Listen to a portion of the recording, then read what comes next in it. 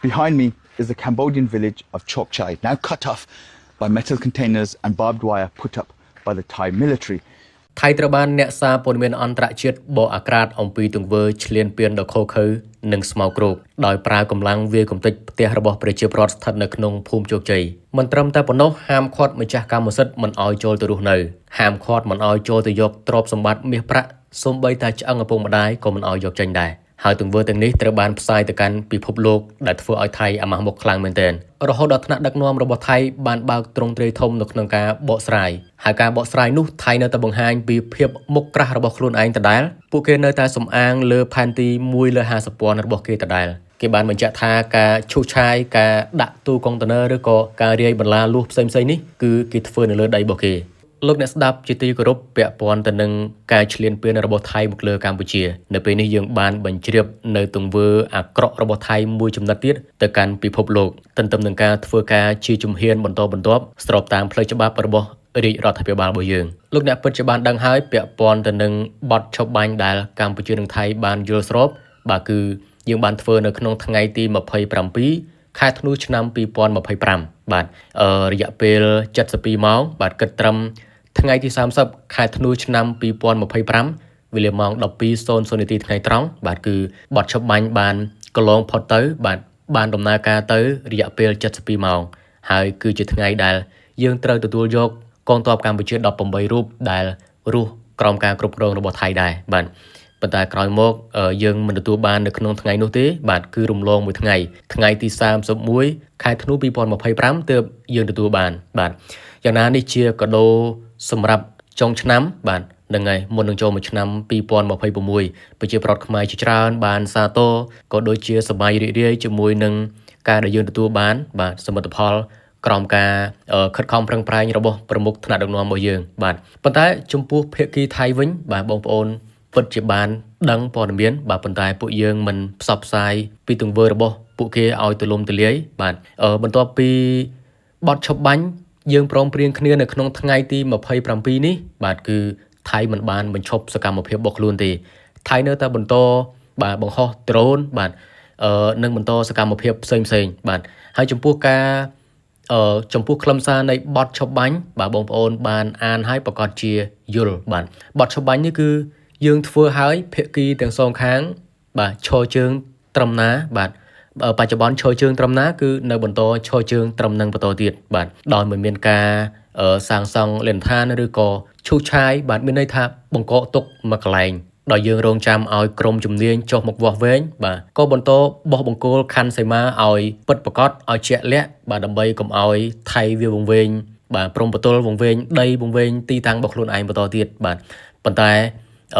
ថៃមិនបានសង្ងំស្ងៀមទេបាទគឺនៅតែបន្តឈូសឆាយបាទនៅតែបន្តធ្វើសកម្មភាពរបស់ខ្លួនឯងបន្តទៀតបាទពិសេសគឺស្ថិតនៅក្នុងភូមិ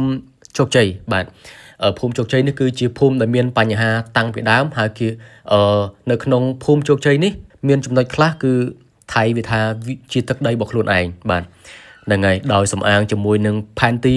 ដែលគូដោយខ្លួនឯងដែលបាទទទួលស្គាល់ដោយខ្លួនឯងបាទមិនមានអ្នកផ្សេងទទួលស្គាល់មិនមានភាគីកម្ពុជាឬក៏ពិភពលោកបានទទួលស្គាល់ទេបាទមានន័យថាជាផែនទីដោយឯកតោភាគីបាទសំអាងទៅលើផែនទីមួយនឹងដដែលបាទគេនៅតែធ្វើសកម្មភាពបាទដូចជាឈូសឆាយបាទវាយបបែកបបាក់ផ្ទះប្រជាពលរដ្ឋបាទដាក់នៅទូកុងតឺន័រក៏ដូចជារាយបន្លាលួសបាទជាពិសេសគឺបោះបកគោលទងជាតិបាទទងជាតិរបស់ថៃណាបាទគឺបញ្ជាក់ថាជាដីរបស់គេបាទបើនិយាយទៅបងប្អូនគឺពិបាកនិយាយគ្នាបាទបើទោះជាកំពុងតែមានបញ្ហាជាមួយនឹងរឿងនេះបាទហើយខ្លួនឯងបានមកឈរនៅលើទីតាំងនេះហើយក៏ដោយបាទហើយបានចុះកិច្ចព្រមព្រៀងដោយមិនបន្តវាទទីឬក៏ធ្វើសកម្មភាពអីផ្សេងបាទរងចាំដោះស្រាយទៅតាមច្បាប់បាទរងចាំ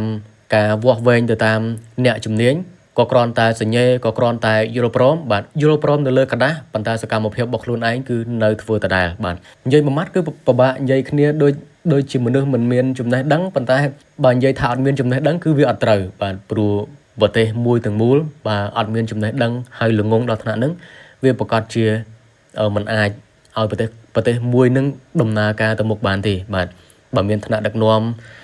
ឬក៏អ្នកធំអ្នកតូចដែលធ្វើការតាមទូនាទីរបស់ខ្លួនបែបហ្នឹងគឺទៅមុខអត់រួចបាទប៉ុន្តែនេះប្រជាជនថៃបាទថ្នាក់ដឹកនាំរបស់ថៃគឺបានរៀនតគ្នាមកបាទគឺរៀនឲ្យលោភលន់រៀនឲ្យដណ្ដើមដីគេតែម្ដងបាទសរុបមកគឺអត់ខ្វល់ពីភាពថ្លៃថ្នូរទេទោះបីជាខ្លួនឯងបានយល់ព្រមនឹងធ្វើបែបហ្នឹងហើយក៏ដោយបាទសញ្ញេចោល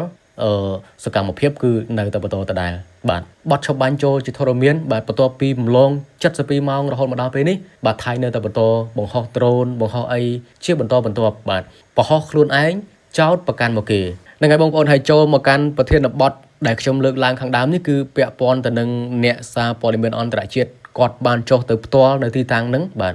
គឺស្ថិតនៅក្នុងភូមិជោគជ័យបាទខ្ញុំបានឃើញវីដេអូហ្នឹងដែរដែលគាត់បានថតសកម្មភាពឈូសឆាយបាទការវាយទីរបស់យោធាថៃបាទការប្រើគ្រឿងចាក់ធំបាទរុញបាទមើលទៅយើងមើលទៅដូចជាអស្ចារ្យដូចជាក្លាហានដូចជាលយអញ្ចឹងណាបាទហ្នឹងហើយប៉ុន្តែការដែលថតផ្តិតយកនិងផ្សព្វផ្សាយសកម្មភាពទាំងអស់នេះបាទរួមជាមួយនឹងសម្ភាសសាកសីផ្ទាល់បាទដែលជាប្រជាពលរដ្ឋរស់នៅទីនោះបាទធ្វើឲ្យពិភពលោកបានមើលឃើញថាបាទថៃគឺកំពុងតែបន្ត